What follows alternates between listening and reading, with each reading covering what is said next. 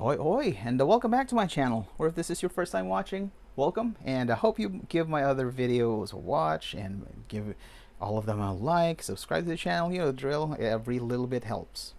I did mention in my previous video that I'm going to kind of take a vacation, just to, for many reasons. So one is because I just needed to have a break from work, from all this, and also because I'm kind of running out of content to put up, new ones that is. So and also because I was reviewing some of my old clips, and the Paul McCartney. If you notice, I had three kind of long Paul McCartney videos that kind of were me. I don't know. The quality isn't that good. I was using my old phone, and that they were kind of haul videos that I don't really like in the first place. So I figured I'm just gonna put them out their misery, I guess, or more like just gonna keep them private for now. And also, it's because the Paul McCartney archive collection is probably one of my favorite sets that hasn't been completed yet. So obviously, I couldn't do a complete run through. But at the same time, some people have asked me if I could do like individual videos, because those there wasn't any rhyme or reason for those past videos aside from the fact that they were purchased at around the same time. So here we are. I'm doing much shorter videos that folk give these albums the focus that they deserve. So I'm starting, of course, with the first Paul McCartney solo album. I know it's not the very first one because Paul did the soundtrack for The Family Way, and that was credited to him. But and this is the first post Beatles, and I think could be considered as the very first Paul McCartney solo album. And because this is the earliest release in the archive collection, so might as well.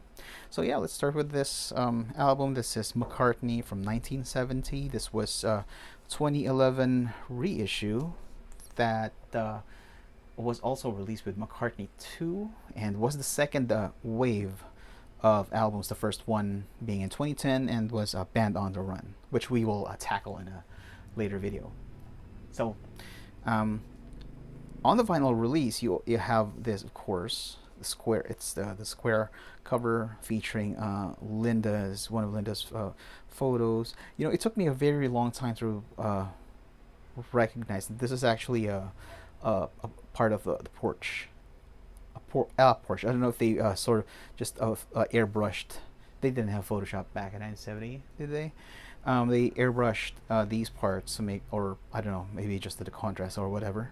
And yeah, and if you have, there's a super deluxe version of this release that had outtakes, and you could see these photos taken from different angle, and it really was the uh, what do you call that? That the thing on the porch where you could railings. No, it's made of concrete, but you know what I'm talking about, I guess. Um, so with this wave of releases, the logo here, it's not apparent on the video. This is a matte finish. It's not apparent on the video, but this is actually debossed. You can feel it right there.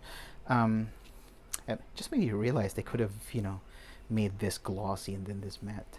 I don't know. But okay, so that's the spine. And that's the back, which is the same, almost the same as the vinyl release. Um, the track listing for the bonus disc is not here. It's just includes bonus CD.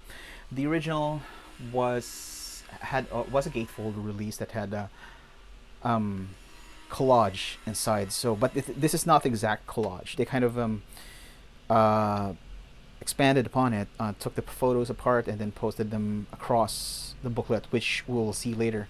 I believe because there is a later reissue of this album that doesn't have the strip. They just censored this here, and I believe I believe the collage was the same as it was on the LP. So here's the book. The booklet is stuck to the packaging, as is all other albums on the archive collection.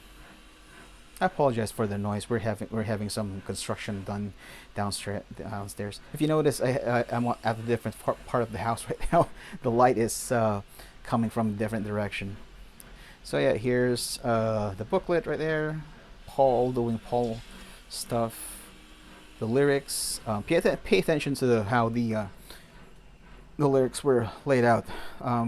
Paul used the same layout for McCartney 2 and 3 as well. So more photos. That's a really nice Telecaster right there. Um, Lyrics. And I believe this is one of the photos that were used on the Maybe I'm Amazed music video, which I can't remember when it was released. It's definitely not around the same time that this was done, because um, there never was a single released from this album. There you go. And more photos.